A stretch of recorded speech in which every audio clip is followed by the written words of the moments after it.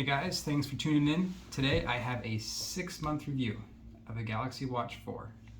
Hope you guys enjoy it. Okay, so my first experience with the Samsung smartwatch was with the Galaxy Watch Active 2. Now I had the 44mm of that as well, and I loved it. It was my favorite smartwatch to date. Before that I had Moto watches. They were good but not great. Samsung was fantastic. With the Galaxy Watch 4, they took all those great health features and they brought those with some new ones, which got me really excited for it. The issue that I had initially though with my Galaxy Watch 4 versus my Watch Active 2 I had noticed was battery life. I really felt like the Watch Active 2 over the first week or so had better battery than my Watch 4 did.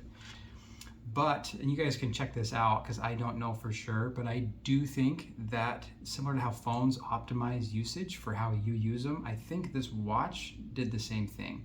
After a few weeks, the battery life I felt like really improved and got at least as good, if not a little bit better than the Watch Active 2 that I was using prior. One of the big complaints that I do have though with it is just the charging speeds.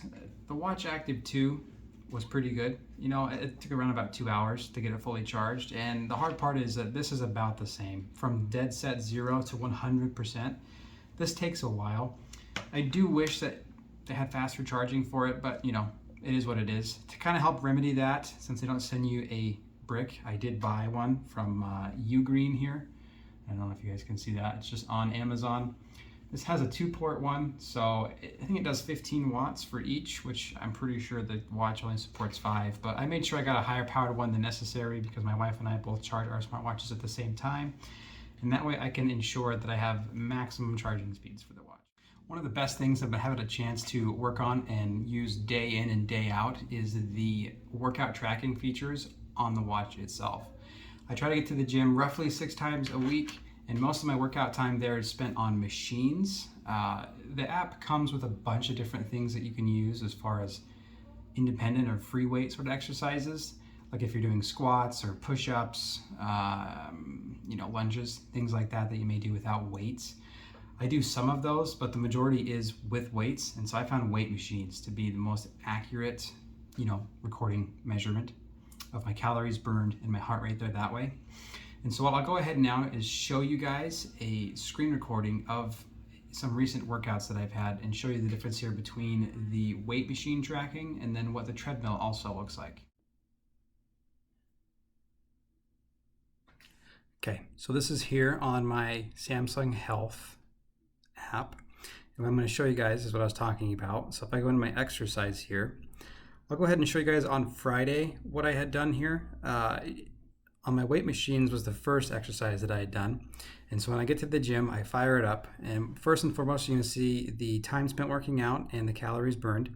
You can leave your watch on auto and it'll pick it up and try to do its best. I do find it better to tell it specifically what I'm doing and when I'm starting so I get the most accurate tracking of what I'm doing. Now, as we go down, the next thing we're going to see here is our heart rate chart. And the bottom here is going to show you the amount of minutes. And then up the left side is going to show your beats per minute within a certain range. And now you'll notice that as this chart progresses through, it'll show me my different beats per minute. Plus it has different colors ranging from gray, yellow, orange, and sometimes even red. Those are different heart rate zones, which it'll show down below. At the bottom of the chart here, just worth mentioning, is the average heart rate, which I was at 113 beats per minute. And the max heart rate I hit for this particular workout was 147 beats per minute. These heart rate zones are extremely beneficial, and I would highly recommend you take time to familiarize yourself with these and make sure you know what they're doing so that you can find out where you feel good as you work out. This particular workout, the majority of it was within low intensity, following the next highest was in weight control, and I had a little bit in aerobic, excuse me. What those things mean, I'll show you here. It breaks it up as far as zones. So you have zones 1 through 5. Zone 1 is low intensity and zone 5 is your maximum. And what it's going to do within here is, as you can see, it's going to give you a little bit of a description on each of these zones and how much time you should spend during your workout within these zones. I do find myself that the more time that I spend in zone 4 and the times that I pop into zone 5, as soon as I finish the set that I'm working out in, I feel like I want to throw up. In that way, these zones are a very helpful tool for me so that I know I need to tone down just a little bit as I'm working out to make sure that I maximize my workout time and that I don't work myself out too quickly. The last thing you're going to see here in your exercise, in my weight machines tracking, is just the details and the summary of the workout. It's going to be everything you've seen above, your duration, your heart rates, the calories burned, and some of the averages there within. And that is a simple overview of the weight machines charts. Okay, and to show you guys my treadmill charts, which I think treadmill and the running charts are very, very in-depth, very much filled with information. I prefer the treadmill versus going out and running on the gym or outside of the gym as well. And so I have treadmill to show you. And so again, you're gonna go into your exercises. I'll scroll down and show you guys on Friday. I walked for 13 minutes. I had a shorter day today, or on that Friday. And first and foremost, you're going to see is my calories. After that, you're going to see a different chart. This is going to show you your speed, cadence, and your heart rate. The cool thing about this chart here, though, is that you can select any one of these, and it'll show you a different variance depending on what you select. I personally like to have all three up just to kind of get a really good base measurement as far as how my walk was and what my experience was there. You can see that my speed and my cadence really slowed down a whole bunch as I got into the latter part of my workout, but my heart rate stayed the same throughout, which is very interesting. Underneath that chart, you're going to have some basic information, which is just basically the chart numerized. Following that, you have the same heart rate zones as you had in the weight machine section that I showed you earlier. Most of my time on this particular day was spent in weight control, as you can see, with 93%. This next chart is super cool, and I am really excited about it. It's a brand new feature, just dropped 9th of February. It's going to be your heart rate recovery. And so what this is going to be is a tracker after you finish your workout. It goes for, on the bottom you can see, starts at after your workout and it goes to 120 seconds. 2 minutes after your workout, it tracks your heart rate. And the point of this is to more or less evaluate your fitness. The more fit, the more in shape a person is, the faster this heart rate is going to decline. And now, I'm not an athlete by any means, but I'm not horribly out of shape, and I would say that this is probably okay after the 2 minutes, but it's another good measurement tool to use. So if you're doing a lot of cardio, whether it's running, treadmilling, biking, elliptical, you'll be able to check this out after your workout's done and just measure. After 5 or 6 months, you might see that your heart rate goes down dramatically after 2 minutes and you're really recovering quickly, which again is a great sign of improvement of health. And then the last thing you're going to hear is a lot more information as far as your workout details, and it's just everything you've seen above, really. And this is a quick summary of my treadmill charts.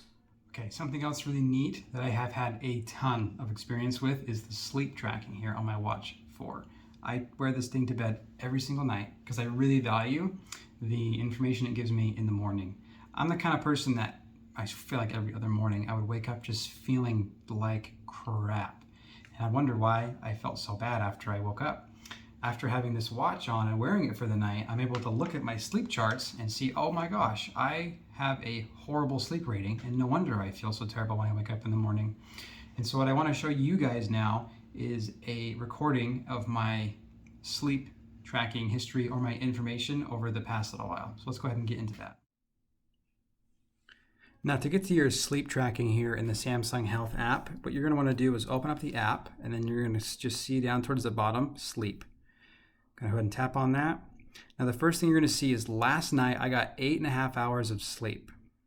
As you scroll down a little bit more, you're going to see a little bit of information from the National Sleep Foundation. What this is doing is analyzing my sleep chart down below me, and it's going to tell me a lot about how my sleep was down here. You got 4 different measurements here: your deep sleep, light sleep, your REM, and then how much time you spent awake. It is important to note that my actual sleep time here is different from my total sleep. And this is because my total sleep counts my time awake over here. This is my actual sleep time. As you can see, my sleep score right here is bad. I did not sleep well last night. And what we can do is go ahead and see why. Now, it looks like for the average for my age, I'm low, obviously. On a good night, I'll have about my average. And what we're going to do is see some factors as far as why I may not be sleeping well. What this does is it breaks it down from your sleep time, your sleep cycles, how much time I spent moving, how much recovery I had physically and mentally. As you can see, I'm pretty good on physical recovery down here. Mental, I'm a little bit low. I'm right on the edge of moving too much when I'm sleeping, and I'm smack in the middle for my sleep cycles. And sleep time is right on the threshold of almost too much. And so from this, I can see some things that I can improve, but also I don't know how to improve when I'm sleeping. So last thing I'm going to look at here with you guys really is just the charts of my sleep stages. The typical range is down here, and that's that cross hatch lines there. As you can see, I was a little bit too long laying in bed awake this morning versus the average, and then everything else I was right ship shape, it looks like. So I think the reason why I had a bad score is just too much time awake last night. The last thing that you guys can do if you do find this interesting is to track your blood oxygen as you're sleeping. Last night I did pretty well. I had a 80% minimum basically, so higher is better. And this is helpful to record, because if it gets really, really low, you might find yourself not sleeping as well and not feeling as restored. A low blood oxygen, I think, generally is tied to snoring. And so you can see I'm also tracking my snoring. I had 0 minutes of snoring and there was nothing detected. If you are a snorer, this is very worthwhile to turn on, as it will just automatically record as long as your phone is plugged in overnight. And then as you snore, it'll record it. And that could be useful because it's something that you could take and show a doctor or a physician and say, listen to me sleeping, I need something, and really help push them towards getting that fixed and taken care of. Because as you improve that, your blood oxygen should improve. And then hopefully, from what I understand, you would get a better night's sleep. So this is extremely accurate and I think very, very useful. Highly recommend taking the time to wear your watch to bed to really learn more about how you spent the evening.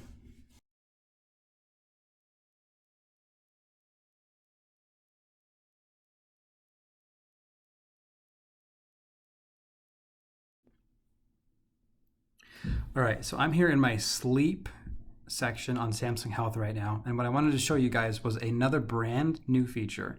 Along with the heart rate recovery they also added sleep coaching, which I've used for a little while, and I think it's really great because it helps you just practice more mindfulness. So to go ahead and get to that is, as you're in your sleep settings here, up in the very top, you're going to tap these 3 buttons, and you're going to come down and set or push sleep coaching. What this is going to do is it's going to ask you a few questions. Let's just say yes and yes. As you do this, you're going to push start, and then it will match you to an animal based upon your sleep records and your survey responses. I'm a nervous penguin. Poor me. What this is going to do is it's going to go ahead and tell you more about why you were assigned that specific sleep animal. And then what you have the option to do is to submit to, as you can see here, a 4-week sleep coaching trial, basically. And so what this is going to do, you can push next, and it'll break up your course into 4 one-week sections. And after you go ahead and you pump through all 4 of these sections, 1 whole month goes by, you should, in theory, be sleeping better. And so as you can see here at the bottom now, I have sleep coaching. I can go ahead and tap on this, and I have 1 mission for today, basically. As you select your missions, there's a video that you can watch, which has some basic information, and then some things to ponder down below and complete. After you've completed it, it's a simple tap and close, and I'm good for the day. And you can see it's first week. So I haven't had a chance to do this for the full month yet, but for the week or so that I have done it so far, I found it useful. Again, just helping to kind of be mindful and making sure that you don't consume certain foods or items before bed, and that you try to calm yourself down and practice some mindfulness as well, because it'll go and get more into content you're watching. If you've had caffeine, taking some time to meditate, breathe. So if anyone has some issues sleeping, this is a great free option to try. Okay, One of the last health features that I want to hop in and show you guys is going to be the body composition testing. That's a feature that was brand new, came with the Watch 4, and it's actually one of the unique features that's not found on any other smartwatch. So again, as before, I'm going to go ahead and show you some screen grabs of some recent results I've gotten from testing my body composition over the past month or so. Let's go check those out. All right, I'm here again in my Samsung Health app. Now, if you have the Galaxy Watch 4, you can do your body composition tests. If you go ahead and scroll down to the bottom, I have my body composition, and this is from this morning. What this is going to do is it's going to list out different measurements of your body with range from low to high. Unfortunately, I am high on every single one of these things. And a simple breakdown really is going to be your weight in pounds or kilograms, if you can adjust that. Next is going to be your skeletal muscle, or I think basically just your muscle mass. Following that, you're going to have your fat mass in pounds, body fat percentage, my BMI, and then body water. This is really great because BMI tests can be helpful if you're within an average range, but a very, very muscular man will be extremely overweight according to the BMI test. And a skinny person can be horribly underweight according to the BMI test. So that's where a body composition test can be extremely helpful to more accurately gauge where you're at in your health journey. My BMI says that I am overweight, which is probably a little bit accurate. 64 pounds of fat is not the greatest thing in the world to have, but this is a great tool to track week over week and see how you're doing with it. There's a chart button up on the top you can select, and it'll show you how you've been doing over, this is just the past 7 days. Tracking my weight currently. If I select skeletal muscle, my fat mass, and you can scroll through your options there and see how you're progressing. Anywhere from 7 days, 1 month, or all the way back to a year if you've had the watch long enough and have been tracking it. So again, highly recommend the watch almost just for this feature alone, especially if you are somebody that is into health and fitness. Okay, now that I've gone ahead and shown that to you, I kind of want to just wrap this whole thing up. Really, if you're on the fence and you still have not taken the time to pick one of these Galaxy 4 watches, I would highly recommend taking the time to do so. Samsung's not super frugal with their trade-in values for your other watches, but it kind of depends though. At launch, they gave a lot of money. Still, for your Watch Active 2s or your Galaxy Watch 3s, you still might be able to get a fair amount of money to go ahead and put towards it. Some of their stores have deals, but you will not go wrong. The build quality, I think, is superb on this Watch 4. It looks a lot more slick. It's a lot more bulky, modern, but it doesn't carry a weight to it, even though it's a lot larger. It's very, very unique. The health features, far worth it. Amazing battery life. And one of the best parts too is, as with other Samsung watches, as you upgrade from your older watch to this newer one, you're gonna be able to carry over all your, your previous bands, of any shapes and sizes really, as long as they're within that 20 millimeter standard. But don't take my word for it though. Make sure you guys get out there, grab that smartwatch and try it for yourselves. I can promise you're gonna love it.